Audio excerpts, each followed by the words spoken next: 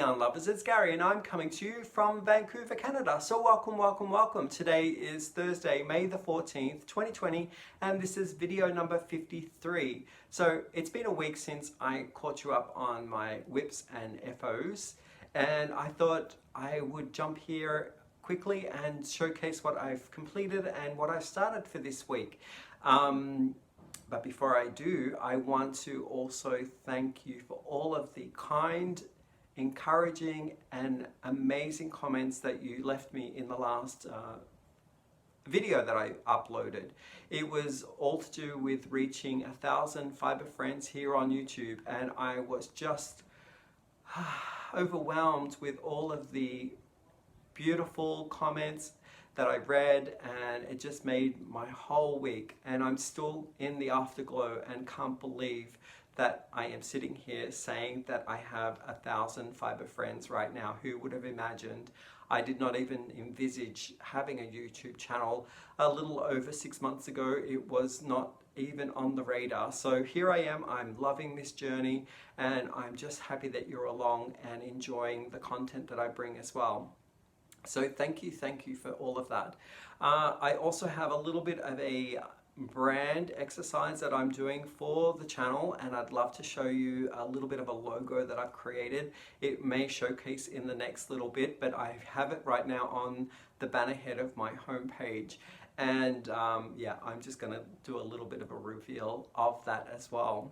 And for all the new people who have just arrived and don't really know where I'm coming from, or how I got involved with fiber arts, I'm going to be talking a little later on down the way in this video about how I got started and who I am, basically, to introduce myself a little bit more in depth.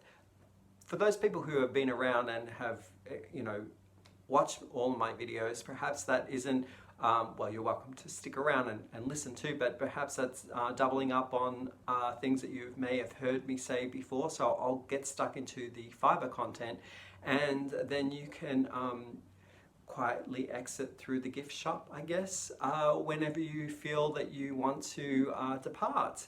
So yeah, let's get stuck into the work that I have completed for the week. I'll start with this number that was basically half done, not even, maybe a third done in the last podcast, which was Wednesday of last week, and it's finished.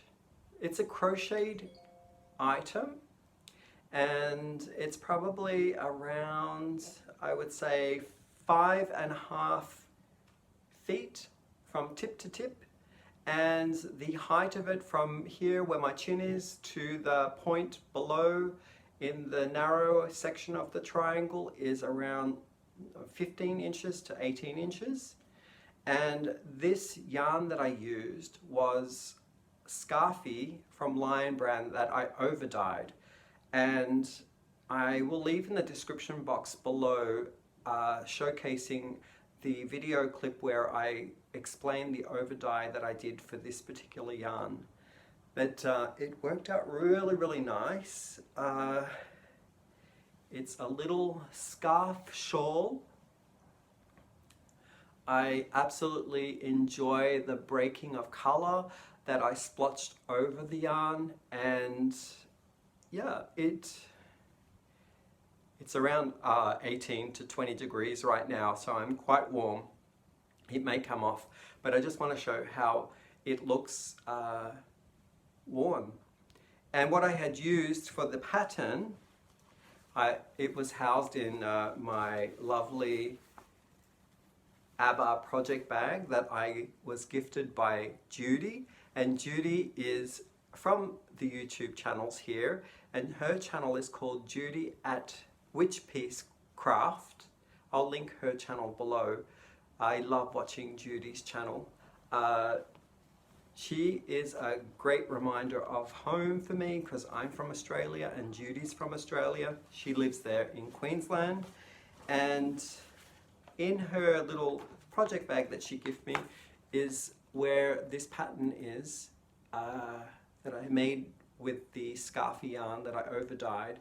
And the pattern is crocheted. It's called Enjoy the Silent Shawl, It's by Dada Place, and I'll link that where you can find this pattern down in the description box. So I love, love, love how that turned out. It's a really, really nice kind of drapey fabric that it created as well. And again, that's the splotches that showcase in the dye treatment that I did. Okay. The next pattern that I did was a knitted pattern, and I did a set of gloves in my previous podcast from last week, and these are the way that they turned out. So these are knitted, and I held two yarns together, the Caron Latte and a German sock weight yarn, which I got from a fibre festival here in Vancouver. And I really like the way that the pattern came through on the latte cake. So really, really nice set of gloves there that I did them again. And these were just about an inch of cuff that was done in the last podcast. But since that, I finished them. And a different sock color that was used held together with the latte cake. And this is how they worked up. Just amazing. So squishy and soft. And I got some helpful advice from one of our YouTubers in the fibre community, and her name is Carrie Penny. Just got a little message here I want to get rid of. There we go. Her name's Carrie Penny, and she sent me a video on some problems I was having with the pattern. The pattern that I was using wasn't describing where I should pick up stitches for the close of the thumb. And so what I received was a very, very clear and concise tutorial that shows where to pick up the thumb stitches. The pattern tells you to actually backward cast on or reverse cast on a couple of stitches for this hole that the thumb is made up of, and then you have to close it up to complete the thumb itself. So there was a little bit of a confusion for me reading the pattern on where to insert my knitting needles and pull up stitches. So thank you, Carrie Penny, for that little tidbit there. That was very, very helpful. I'm going to link that tutorial down below for people who are starting their very first mittens and maybe come to a part in the pattern where they don't know where to pick up stitches as well. So again, with those yarns, these are the two that I held together, for those mittens that I just completed this week. These are the two here that I held together. The Caron Latte Cake here on this side is in the colorway Grey Velvet, and the variegated sock weight here is from Lion Brand's Mani Penny in the colorway Boot. So yeah, that's that project. The next few that I've got to showcase are works in progress. So I have two that I want to show you. One I put on the needle, so this is a knitted project, was Stephen West's pattern called Boneyard Shawl, and here it is here. My choices of yarn were sport weight yarns, and I put them on a 5mm set of knitting needles in the circular length of, I think they are 42 inches in length, or 39 inches, somewhere around there. And it worked up as this really, really nice flowy fabric. It's not dense at all, it's quite a loose fabric. And I like that. I kind of went against the grain here because the ball band says to use smaller circumference needles. And I went up a couple of sizes to to get more of a drapey, airy fabric. I really, really love that. And I got the idea to do this pattern from a couple of YouTubers out there who are tackling this as well. And Kit from All Things Crochet and Knit with Kit attempted this pattern that I saw, and I think it's still on the needles. I haven't seen it for a while, so maybe it's in a timeout. And the Needles at the Ready guys, both Kevin and Ray, are also doing this pattern. And they've chosen different yarns. So when they showcase their Boneyard Shawl, they look completely different. So that's what I love about this pattern. You choose different weight yarns, you choose different needles to work from, and you can elect to mix colors together. You can gradate the colors, you can stripe it in panels or just on the ridges like I have done, and they look completely different. So I'm thinking of doing this pattern again. It is worked up from the, I think it works up from the reverse, yeah, like this. So it works up from this end here, and you work down the shawl, and it gets bigger and bigger as you progress through the pattern. I believe that there are 12 ridges all in all, and I've done 7 so far. So I have a ways to go still. I'm probably a third of the way through this pattern, and I'm really looking forward to starting another one in a different set of choices of color and treatment of the color work. So what I have to showcase, I guess, in the pattern is this is the pattern here. It's very simple. It's a free pattern, and I'll link it down below. It's just one page of information. And oh, I didn't tell you about the Cozy Mittens. Oops, sorry, rewind. So this is the pattern for the Cozy Mittens, and the Cozy Mittens are from Katie Himmelberg, and I will link this free pattern down below as well in the description box.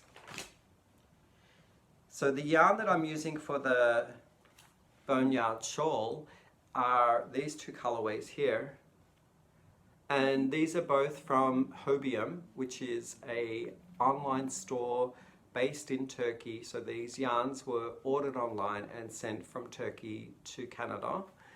And it is Yarn Art Tweed. This one also was Yarn Art Tweed.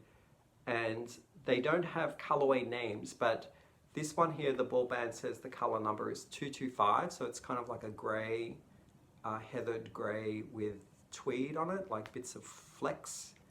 And this one was a beige, but I dipped it in, like I overdyed it in turquoise. So I really like those colors together. So that's working out really, really well. And I'm housing the project in my crocheted bucket bag. It's a pattern that's called, I followed the pattern from an online tutorial, which I'll link below, and it's called the Mosaic Bucket Bag. So it's living in there, that Stephen West shawl. I love it. My grommets came from the UK. I bought them on Etsy, and they finally showed up, so I've added grommets to the bag. So yeah, I wondered where they were, but I guess with all what's going on, it took a little longer. So yeah, that's my this is the second work in progress. It has been in a timeout for the longest time, I think maybe 2 weeks, but I've been working on it through this week, and it's grown into a bit of a beast. So I'll just show you. It's the One Row Chevron Shawl by, I guess they're called the Army Mouse Mitten Company, and I'm going to link their pattern. It's a paid for pattern down below in the description box, and you can find that on Ravelry as well. So here's where I am right now on this mustard color, but I have all these ends to weave in. I'm going to show you the other way because the ends are just bothering me. But I have, from the mustard color, I've got like all of this to here.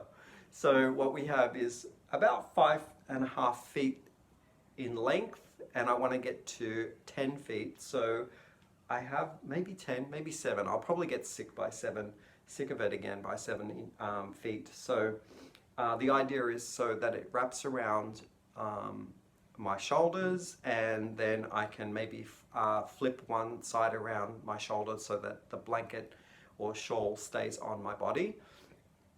And so I think 7 feet will probably do the trick. 10 more stripes I've counted, and I'm hoping that it will be done next time that I podcast. But they are running through a certain pattern of beige stripes, color stripes, and gray stripes. And look at all the ends. Holy smokes. It's going to be a week of weaving in ends after this is said and done. And I want to wash it as well, just to get a good sense of the drape for this before I showcase the end of it.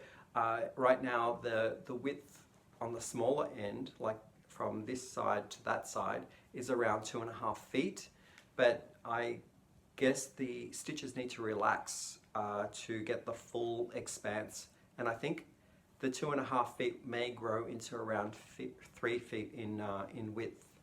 So I went for a walk the other day, and I've been sort of locked up in quarantine, pretty much listening to the restrictions that are set for us in the city of Vancouver.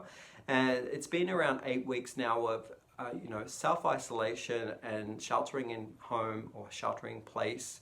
And I haven't really gotten out every day. I've gotten out maybe once every 5 days, or when groceries are low. But one particular day, this last week, I went out just to go for a walk. And I walked past my Michael's, and it was open. So I was really, really surprised. It never really shut throughout the, the pandemic.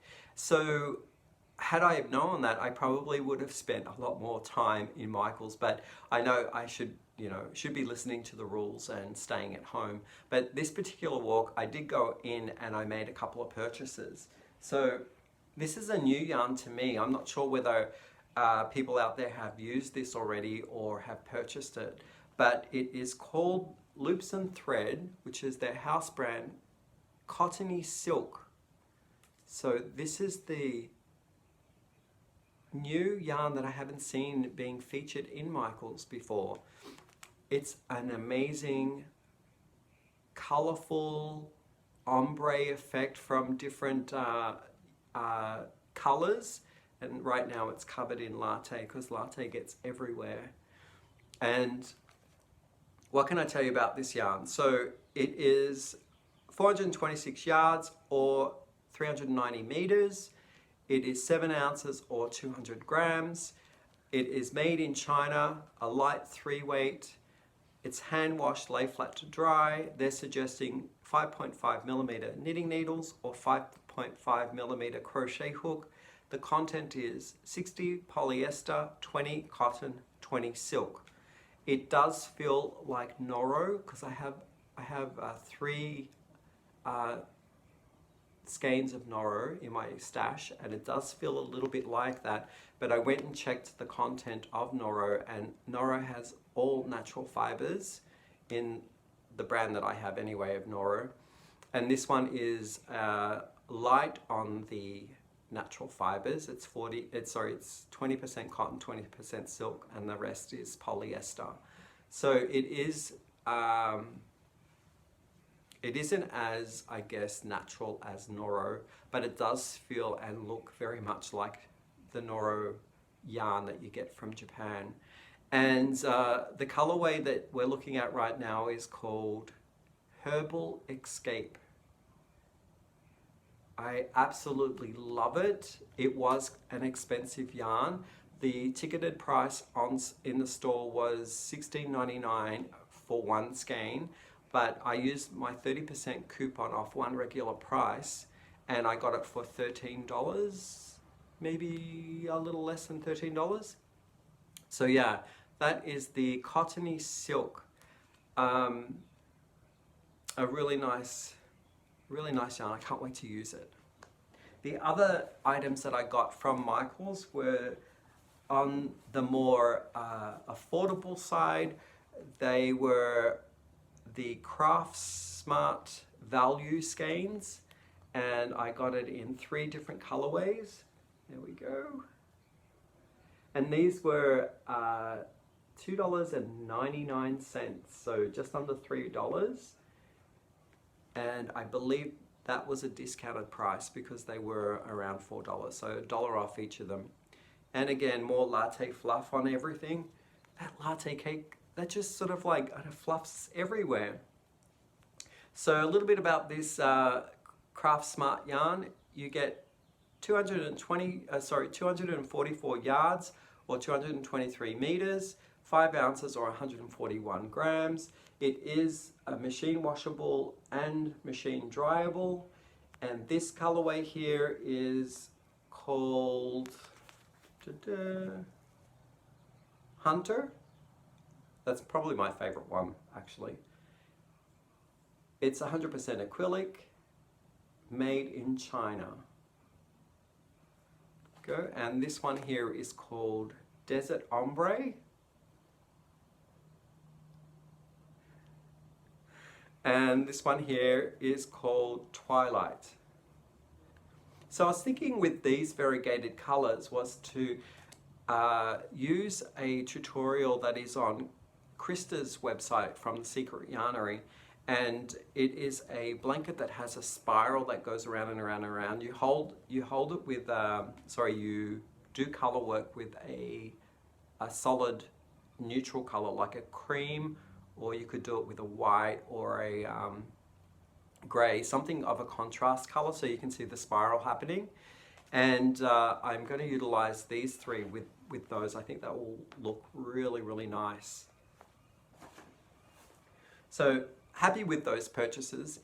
And a little bit about I guess that is all that I have to showcase with the finished objects and the works in progress.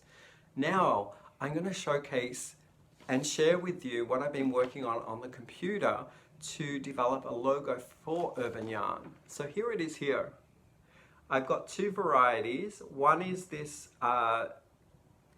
commemorative like emblem in the middle of the knitting needles and crochet hook in the ball of yarn. And then this one down here is the simplified version. I like all of them. I think I'll interchange them depending on like what I'm putting it on. And I really think it captures the whimsical jazzy quality that I'm going for, and I like it going with the music as well. So you'll see it in the intro of the next video. I'd love to hear your comments and feedback on that. That would be great. And yeah, I guess that's all of the craftiness. I am going to be talking a little bit more about how I got involved with knit and crochet in particular, because from the last couple of weeks, I got a whole bunch of new fiber friends that really haven't heard my story. So I thought I might as well, set the tone and rewind the clock a little bit and talk about where I'm from, where my ideas or how my journey has kind of like gone through in the crafts in general. As I have had quite a lengthy period of various crafts, and I just want to let you guys know where I'm from. So originally I came from Melbourne. I did my schooling and my family raised us 3 children over in Melbourne, Australia. And when I went to university, I got my bachelor's in fine arts. So my medium was painting, and I was using oils for the actual, I guess, the equipment that I was using on my medium was oil painting. And I'm going to showcase a little bit of clips to the works that I have done way back when, God, a lifetime ago now, 1992. So I will put that towards the end in the credits. And then I went into graphic design because I was finding it very difficult to make a living as a struggling artist. And so I went to the dark side and I went commercial. And in the end, I packed up my, I guess, had the idea of doing a working traveling holiday. And I got a 2-year work visa here in Canada, and I packed up all of my stuff and hit the pavement looking for work here in Vancouver. And found a job. I had a little bit of a programming background because of the graphic design base. I did learn back in the day, it was HTML, and now it's everything else has attached itself. So I kind of got a graphic design job through my education. So fast forward to settling in and getting married. I have been a Canadian now for a number of years, both a Canadian and Australian, so I've been blessed with that. And yeah, so I was in a new craft for me was pottery, and I was doing some pots and making some yarn bowls. A few friends of mine have children that were learning the craft in knitting, and I went to Michael's and didn't know what I was doing there, didn't know what I was meant to buy, so I went by instinct and picked out colours and had to ask the service provider there whether I was buying the right equipment needed to knit, and got a lot of help along the way, which was great. And there it sat on my coffee table for 2 weeks, still, you know, packed up, ready to be given away to my friends. And I thought, I wonder whether I could actually pick knitting up. You know, if other people learn the craft, why shouldn't I be able to do it as well? So I watched YouTube and I picked up my friend's gift, and I started cracking into the yarn and using the needles. And I can't even remember what the first tutorial was that I watched, but I was hooked.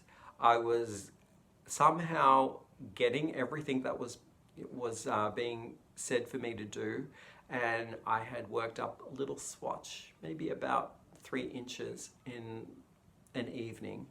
And I thought, well, I can't really, you know, unfrog this, or at that time I didn't know what the term frog was, but I can't really unravel this and skein it back up because it looks already, you know, kind of tampered. I don't want to give like a gift that looks like it's been used.